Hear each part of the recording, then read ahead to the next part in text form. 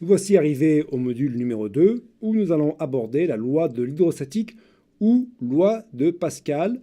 Ce résultat sera fondamental puisqu'il est le fondement de la mécanique des fluides.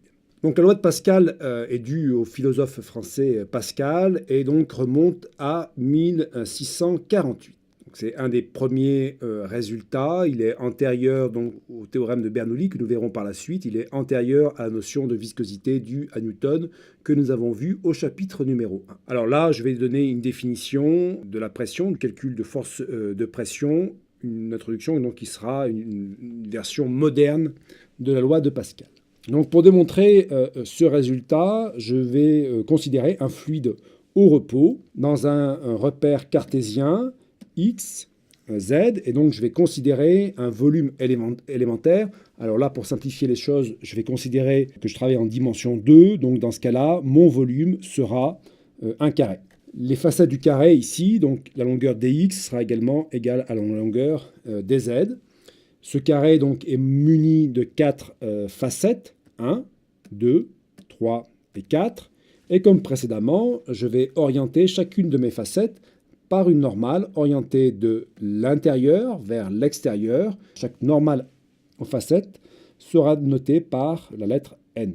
Je vais maintenant faire le bilan des forces qui s'exercent sur ce volume infinitésimal de contrôle. Donc on va avoir deux types de forces. On va avoir des forces de volume au sein de ce volume élémentaire. Ces forces seront uniquement ici le poids, que j'appelle ici dp. Et donc ce poids sera tout simplement la masse volumique multipliée par la gravité multipliée par le volume. On va avoir ensuite des forces de surface qui s'exercent sur ce volume de contrôle, et ces forces de surface seront donc les forces de pression. Donc on va considérer tout d'abord ce qui se passe pour la facette numéro 1.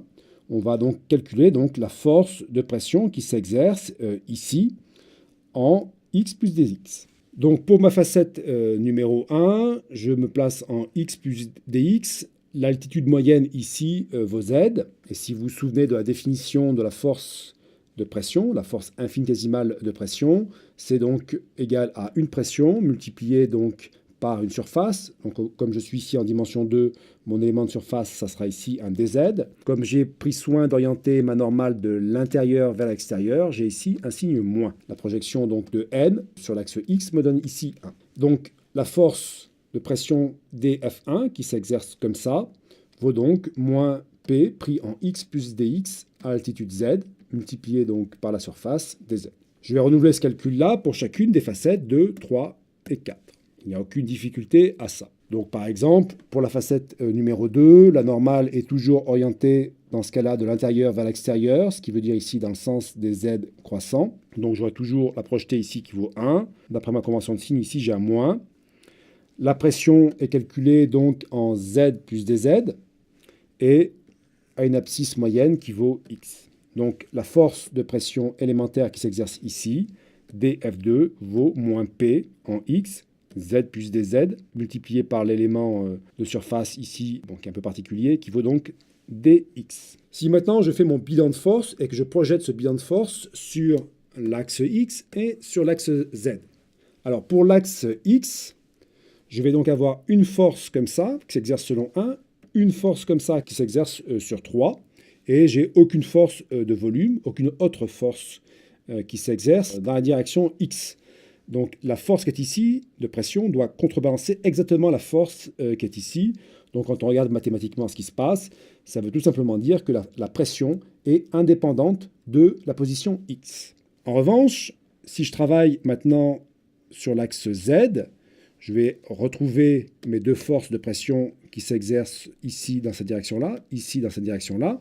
Donc on va retrouver ici, mais j'ai également le poids propre du fluide ici qui exerce une force ici dans les z décroissants. Donc je vais avoir cette relation-là. Si maintenant je réarrange mes termes en divisant ici par dx dz, j'obtiens la relation suivante. Et si je fais donc un développement limité à l'ordre 1, donc en prenant la limite de dz qui tend vers 0, je vois ici que j'ai la définition de la différentielle de P par rapport à Z, puisque P ne dépend pas de X, je peux remplacer directement cette différentielle par une dérivée droite.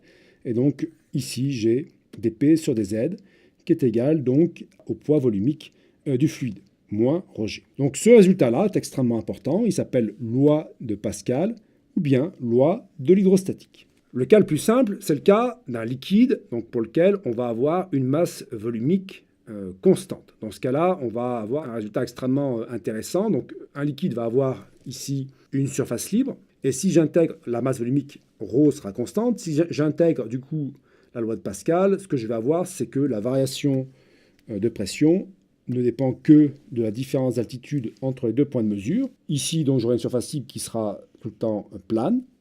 Et si je me place le long de cette ligne, située à une distance h et parallèle à la surface libre, la pression ici sera identique et vaudra ρgh.